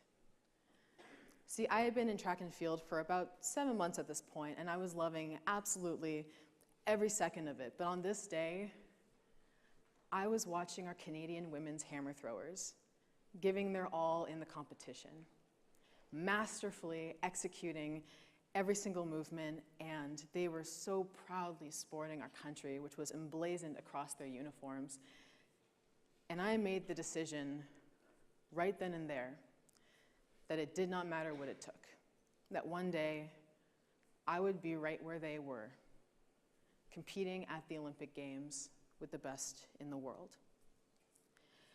And so from there, I began to construct my athletic foundation over the next 8 years. I was developing and becoming more powerful, stronger, faster of an athlete every single year. I had dedicated myself to my studies and even earned a full scholarship to the University of California, Berkeley. And by the time I was in my post-COVID senior year, I had had the honor of representing Canada on 4 national teams, earning my first NCAA national championship title, and even becoming a world junior champion. But at the beginning of the fall semester of 2020, I found myself sitting in my coach's office. We were a year out from the Tokyo Olympic Games, and he and I were planning out all of our training and competitions for the year, and I sort of worked up the courage to tell him the exact same thing I had been telling myself countless times over the course of those 8 years. Coach, I want to be an Olympian. I want to go to the Olympics. And he kind of sat back in his chair, and he gave me a small smile, and he said, okay, then let's turn that goal into a set of objectives. So at this point, you may be wondering, what is the difference between having a goal versus having an objective? Why is it so important to differentiate the two? And in answer, I want us all to run a very, very, very quick little thought experiment. And I want you all to take a second and think about a goal that you want to achieve. Close your eyes if you need to. Take those couple of seconds. It can be as big or as small as you would like, as long as you know that it is something that you want to do, that you can see yourself at a place that you want to get to. So think, ponder, take this couple seconds, and 3, 2, 1, bring it back. So that goal is now your finish line. But we must now ask ourselves, how will we get there? And this is where the importance of having objectives comes into play. Because with all due respect to what we can or cannot control in our lives, this is what keeps people dreamers instead of doers, not knowing how to plan out to best achieve success in their goals. Having a set list of objectives allows us to navigate our journey towards success. It gives us a step-by-step, play-by-play of how exactly we want to execute every single decision that we make so that we can maximize our utmost potential and create the best end experience for ourselves. And so with that, my coach and I planned out 3 objectives that we wanted to achieve in order to get to the Olympic Games. And so now, I'll preface that by saying I understand not all 3 of these objectives may apply to your lives and your goals, and that's okay.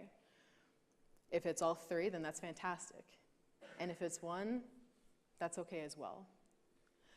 What I want to exemplify through my experience is that it is the importance of planning out every single decision that we make that can lead to the most success in our lives.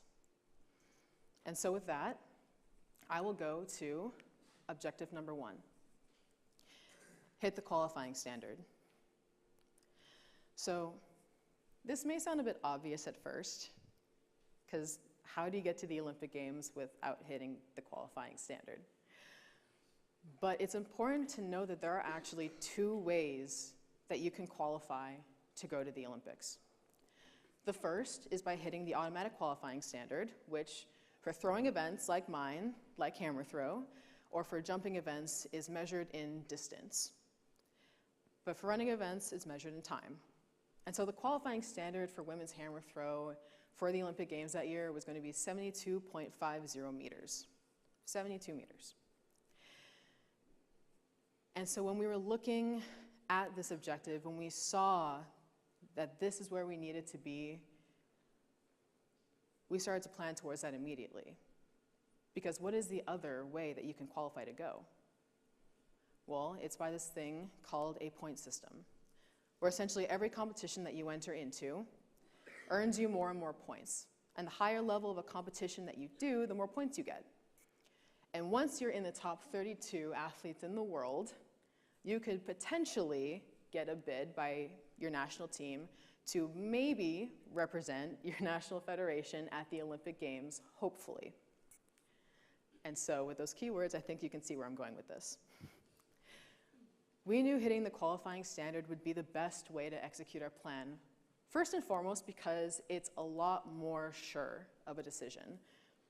It's way harder to dispute your position and your place on a national team if you've proven that you can hit the standard and you can go. But there is another key reason why hitting the qualifying standard was so important as opposed to doing it by a points-based system. When you rely on points, you are setting yourself up to potentially overcompete during the year. And overcompeting can lead to an increase in potential injuries as well as burnout. So now we were trying to mitigate risk, because during an Olympic year, you do not have the time and you do not have the leeway to go through any of those hard experiences. You have to be so methodical. And the earlier that you hit the qualifying standard, the better, because then you get to move on to objective number 2, which is making it a habit. So it might sound like a leap at first to think of doing something once to then trying to do it every single time you compete.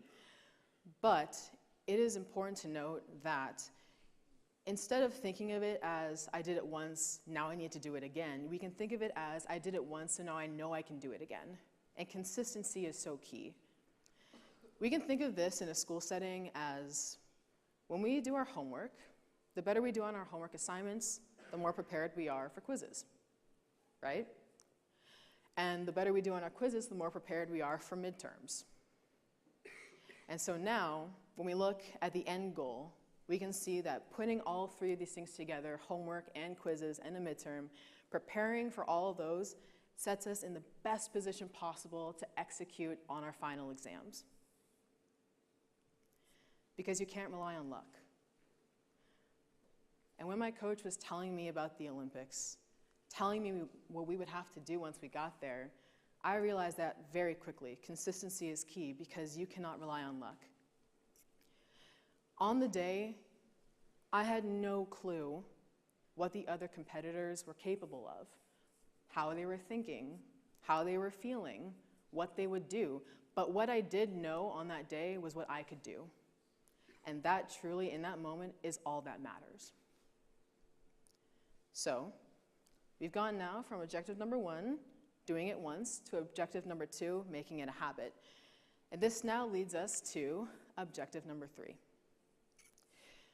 which is performing when it counts. The biggest competition I had leading up to the Olympics was going to be the NCAA National Championships, 2 months before the Olympic Games were set to take place and before I was set to compete. And I previously mentioned that I had won this competition 2 years prior before COVID. And that immediately upped the stakes.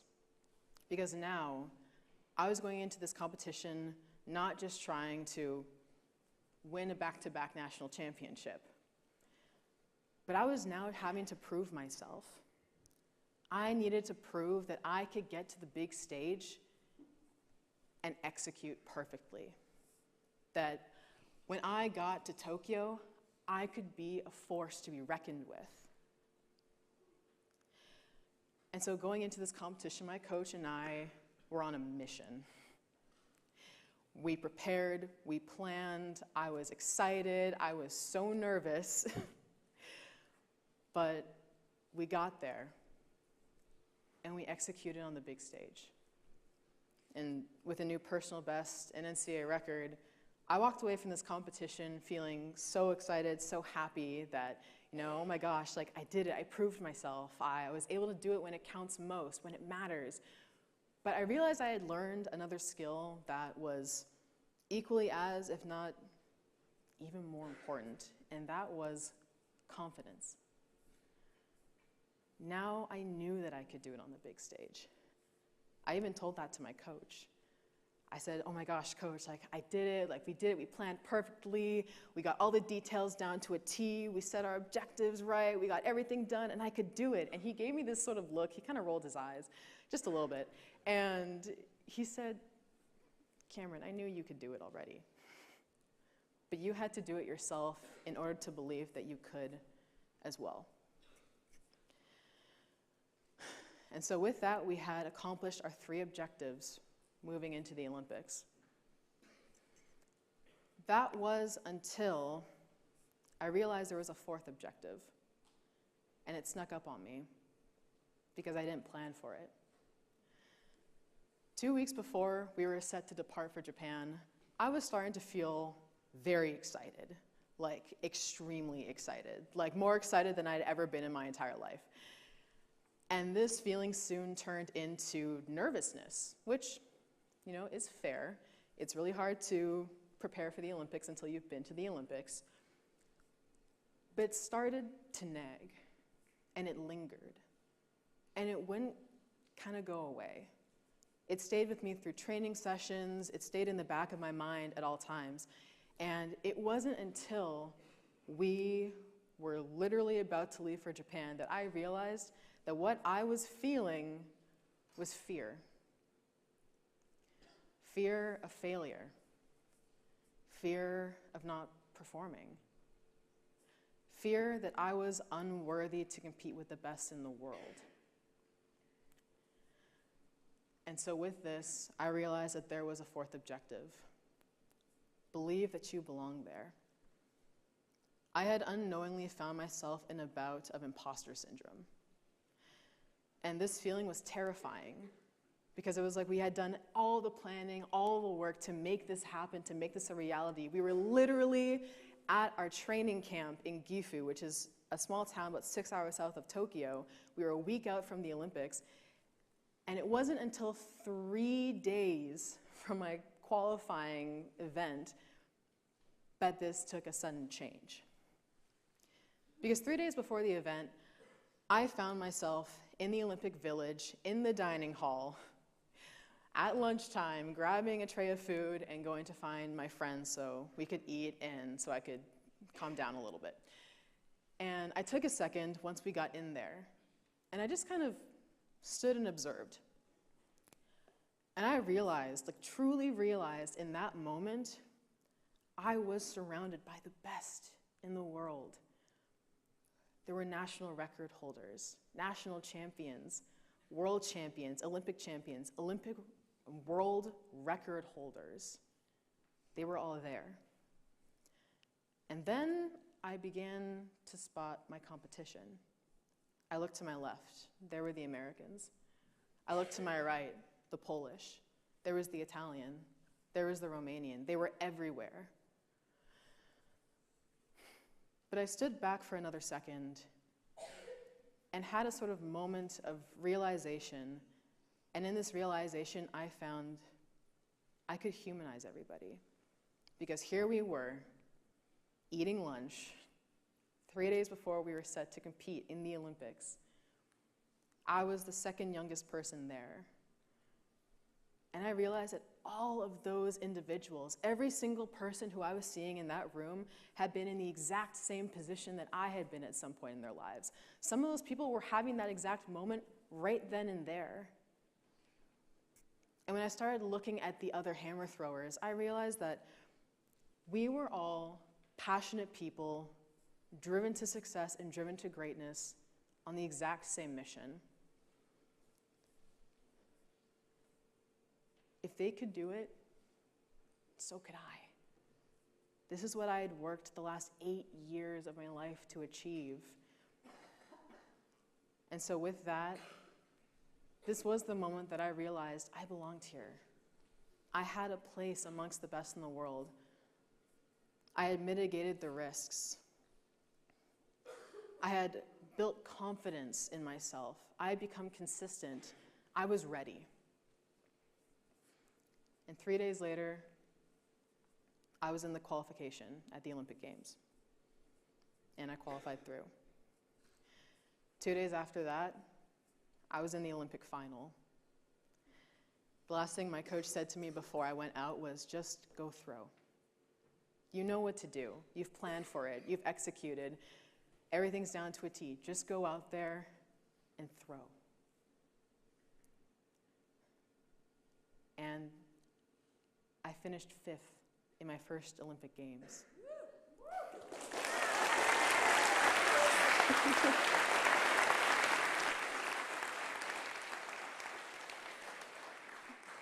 Thank you.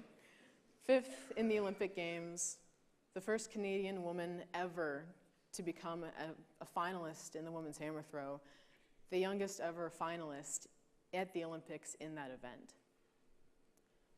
And so looking back on the journey that we took to get there, I realize having a set list of objectives helps guide us toward that ultimate final goal that we have.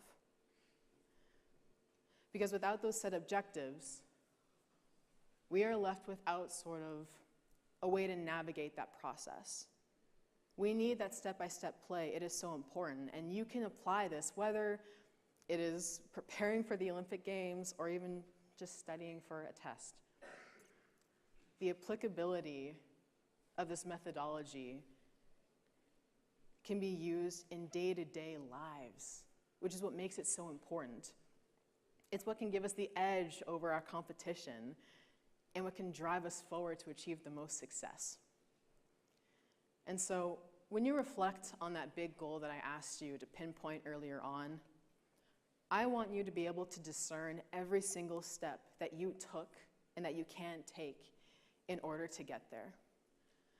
I want you to find a path that is truly your own and know that whatever may lie at the end of it, that you are worthy of everything and every part of it. And most importantly, I want you to be brave enough to make that first decision that could potentially change the trajectory of your entire life, as it did for mine 10 years ago when I said, I want to be an Olympian. Thank you.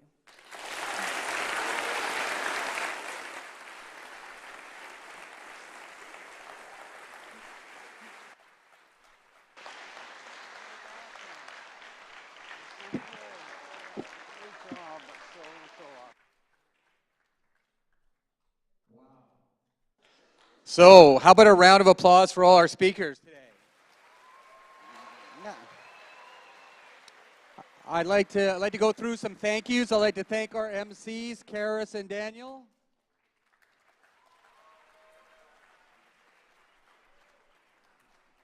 Nice. I'd like to thank Theater Pro and Miss Plow, Miss Backlund, and the live stream guys, Brentwood Broadcast, all the volunteers. And I'd like to bring all the speakers out again, so I can get all the speakers up here on stage, please. Cameron and Lane and Francois and Alexandra and Layla and Xander and Jacqueline. And am I missing anybody? Oh, where's Lavina? And where's Angel? Come on, jeez. Here she is. So, again, a round of applause for our speakers. And we have some gifts, so if I get the volunteers to bring out some gifts for everybody.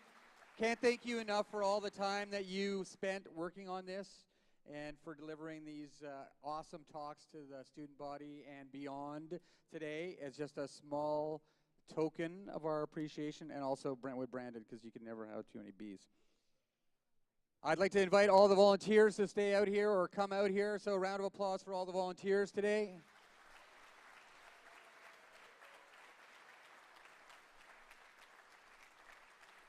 And last of all, thank you guys, because the energy you bring, the conversations you have, this is why we do this every year, 9 years and running. So thanks for being such a great audience. It's much appreciated, and have a great rest of the day. Thank you. Oh, lunch is now. Lunch for juniors now, lunch for seniors in 50 minutes. Now you can go. Thanks, everybody.